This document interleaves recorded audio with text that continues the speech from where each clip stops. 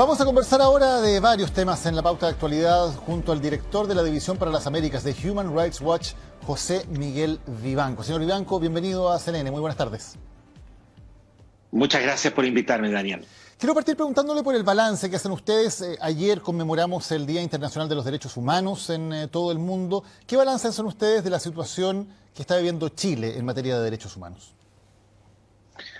A ver, la situación en Chile sigue siendo una situación delicada por las violaciones a los derechos humanos que se han producido por parte de carabineros, que son muy reiteradas y que son graves, en lo que concierne al control del orden público y también a detenciones de personas sin que existan debidos resguardos para que esos procedimientos se hagan conforme a estándares internacionalmente aceptados. Y como sabemos, durante las tareas de control de orden público, Carabineros ha cometido graves violaciones que están siendo objeto de investigación judicial, pero son investigaciones judiciales que avanzan con lentitud. Quisiéramos ver unos resultados más expeditos en relación con esos temas. También hay problemas carcelarios en Chile por las condiciones que existen en las prisiones. Felizmente se aprobó una ley este año con motivo de la pandemia que ha permitido la salida de un número importante de reclusos con el objeto de reducir un poco el hacinamiento. Pero las condiciones siguen siendo delicadas. Yo creo que esos son dos ámbitos importantes que hay que tener siempre presente. Creo que todavía falta por avanzar en materias de derechos reproductivos en Chile, en lo que concierne a las excepciones que existen para interrumpir el embarazo. Nosotros vamos a hacer un estudio muy pronto para verificar si esas excepciones se están cumpliendo en la práctica y si la objeción de conciencia, especialmente la institucional, no se constituye en un obstáculo para que mujeres chilenas de sectores rurales o pobres puedan realmente acceder a una interrupción del embarazo conforme lo establece hoy día la legislación. Y por último, quisiera mencionar muy brevemente la discriminación que subsiste contra aquellos que tienen una orientación sexual o una preferencia sexual distinta, no heterosexual, en términos de no reconocerles los mismos derechos que las parejas heterosexuales. Hay varios temas. Quisiera partir por el tema de las violaciones a los derechos humanos cometidas por agentes del Estado. Ustedes, como Human Rights Watch, hace un año ya plantearon un informe en que hablaban de estas graves violaciones a los derechos humanos y hacían un llamado urgente a una profunda reforma policial para poner fin a estos hechos. ¿Se ha avanzado en ese tema? Poco, muy poco. Creo que en lo que sí se ha avanzado es en tomar conciencia de la necesidad de mejorar los mecanismos de control, revisar el reclutamiento, la capacitación, revisar también lo que es el control disciplinario interno de Carabineros, pero las reformas que se requieren, que no son sencillas, aún están pendientes y esperamos que después del último escándalo con lo que fue la caída de este joven del puente de Pío IX, un hecho que está siendo aún investigado y donde aparentemente, presuntamente, subrayo eso porque no hay una conclusión judicial todavía, este joven habría sido lanzado, empujado por un carabinero al río Mapocho. A raíz precisamente de eso es que el gobierno reiteró su compromiso de avanzar en una reforma profunda de lo que es la estructura y el funcionamiento de Carabineros, pero hasta ahora no hemos registrado medidas concretas. Algunos senadores de la oposición han planteado esta semana un proyecto de ley que pretende indultar a las personas detenidas por presuntos delitos cometidos en el marco de este estallido social. ¿Qué opinión tiene de ese proyecto? Mire, yo creo que ese proyecto es injustificado, inconveniente y al mismo tiempo innecesario, porque si se trata de algunas infracciones al debido proceso, por ejemplo, que hubiera en alguno de estos casos, eso hay que tratarlo caso a caso. Esto de legislar con un indulto genérico, una especie de sábana para cubrir delitos tan disímiles como desórdenes en la vía pública impedir el tráfico de los autos en algunas zonas del país, y al mismo tiempo incluir delitos tan graves como incendio, ataques violentos a carabineros, intentos frustrados de homicidio.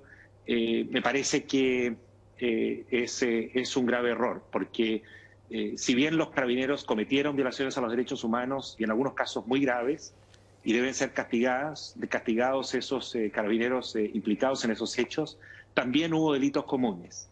Y quienes cometieron delitos comunes deben también responder por su conducta ante la ley. No puede haber un trato preferencial, especialmente si estamos hablando de delitos graves. Y si hubiera, insisto, alguna irregularidad, infracción, algún vicio en los procedimientos, eso debería ser tratado caso a caso y no por la vía de un indulto genérico. Se plantea por parte de algunos que están proponiendo este proyecto que en Chile existirían presos políticos. ¿Hay presos políticos en Chile? No hay presos políticos en Chile.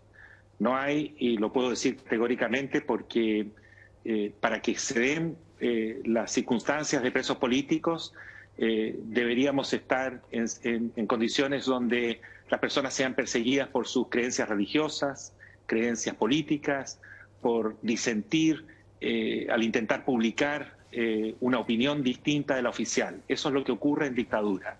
Eso es lo que ocurría durante el régimen de Pinochet en Chile.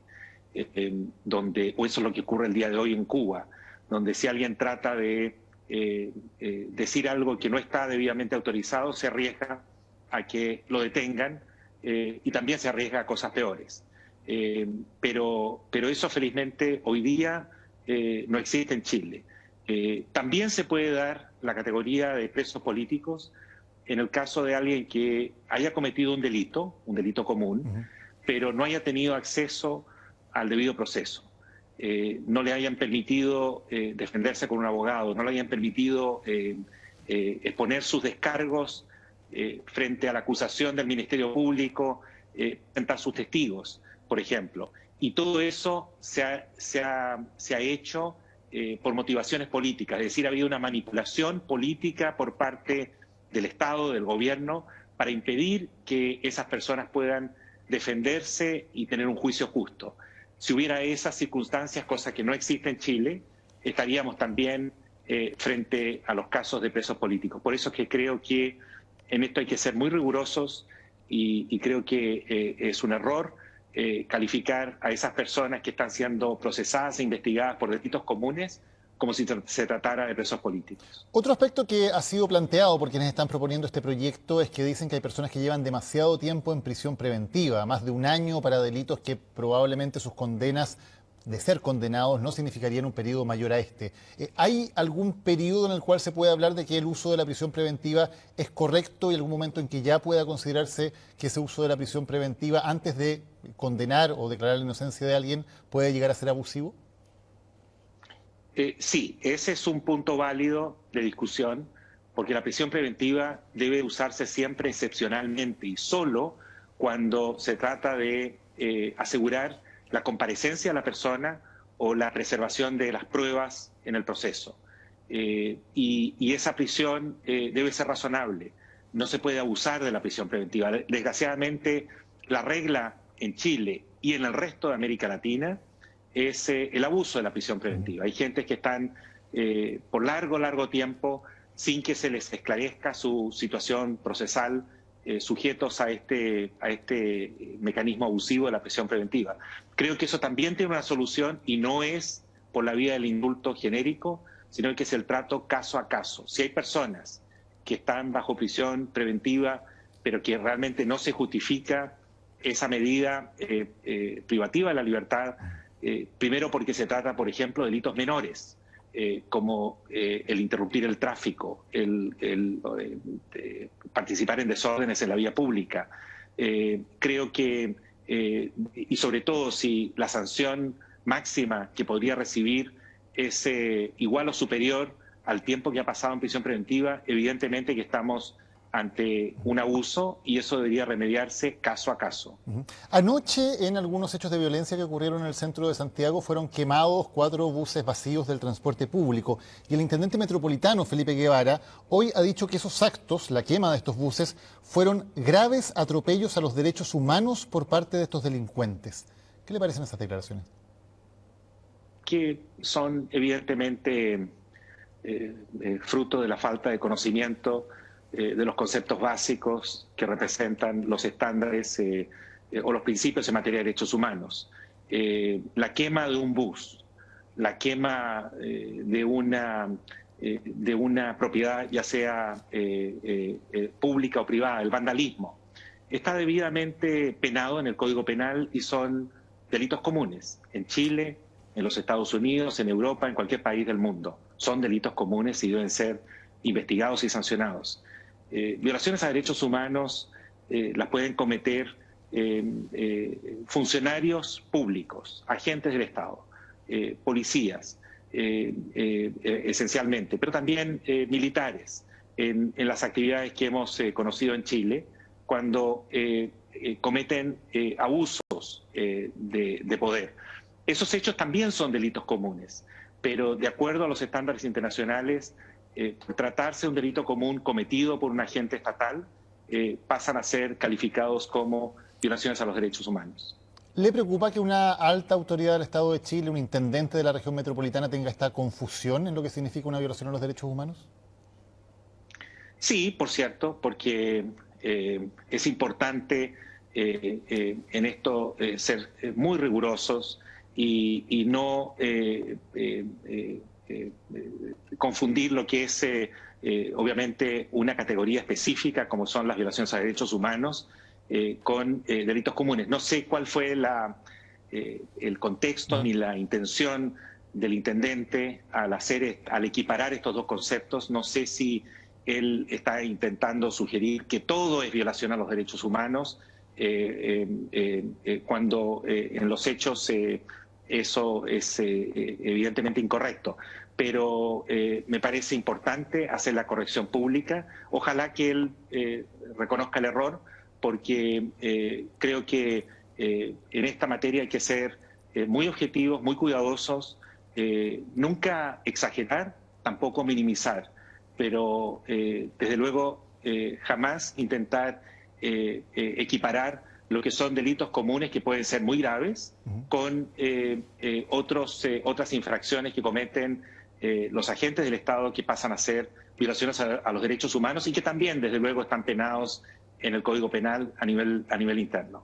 Quería volver a otro tema que usted planteaba al principio de la entrevista, señor Vivanco, que tiene que ver con la legislación sobre el aborto. Hemos visto que ayer en Argentina la Cámara de Diputados aprobó la legislación para el aborto libre. De ratificarlo el Senado se sumaría Uruguay como el segundo país en Sudamérica que tiene una legislación de ese tipo. ¿Es parte, o considera usted que es parte de la legislación sobre derechos humanos el tema de la legalización del aborto? Lo es por una sencilla razón.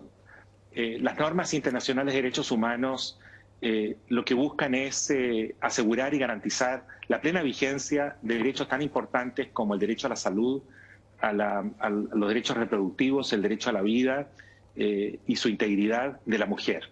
Y en esas circunstancias, cuando en Argentina, por ejemplo, hasta el día de hoy se permite el aborto, la interrupción del embarazo en circunstancias similares a las de Chile, es decir, en tres causales específicas.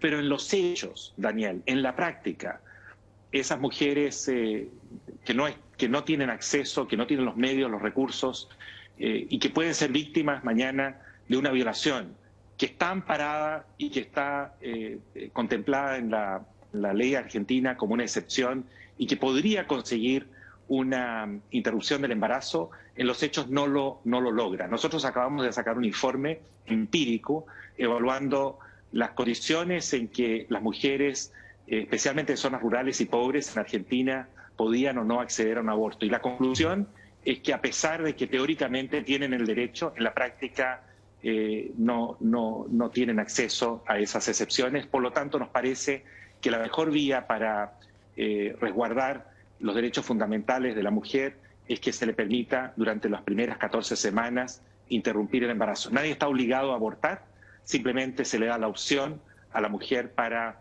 con todo el respaldo institucional, con todo el apoyo desde el punto de vista de salud pública, de interrumpir su embarazo ya sin que concurra ninguna de las tres causales que existen hoy día en Argentina y que son similares a las que se dan en Chile. ¿Y recomendaría usted que Chile siga un camino parecido al que está tomando Argentina, al menos en la decisión que tomó la Cámara de Diputados en ese país?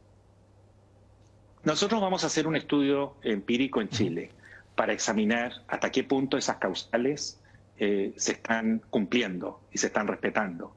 Y en qué medida la objeción de conciencia, especialmente la institucional, deja al margen de la protección a esas mujeres que buscan con razones plenamente justificadas la interrupción de su embarazo porque su vida está en peligro o porque el feto no es viable o porque han sido víctimas de un crimen como es la violación. En función de eso, Daniel, vamos los resultados de esta investigación, vamos a fijar una posición y vamos a hacer algunas recomendaciones, esperamos a mediados de este año, para el caso de Chile. Se plantea desde quienes son opositores a una ley como esta que aquí no se estarían respetando los derechos humanos del ser en gestación. ¿Cuál es la respuesta que da ustedes de la doctrina de los derechos humanos a ese punto en específico, si no hay un derecho que resguardar en ese ser humano que está en gestación? Mire, sobre esta materia, sobre el origen de la vida, hay distintas teorías, hay visiones personales diferentes, hay posiciones religiosas, teológicas, en fin, hasta científicas discrepantes en ese ámbito. Sin embargo, lo que le puedo señalar es que todos los órganos de protección de derechos humanos a nivel internacional son unánimes en señalar que la mujer en ciertas circunstancias tiene derecho a interrumpir el embarazo porque prevalecen el derecho, en este caso de la mujer, a preservar su salud, su integridad, su vida.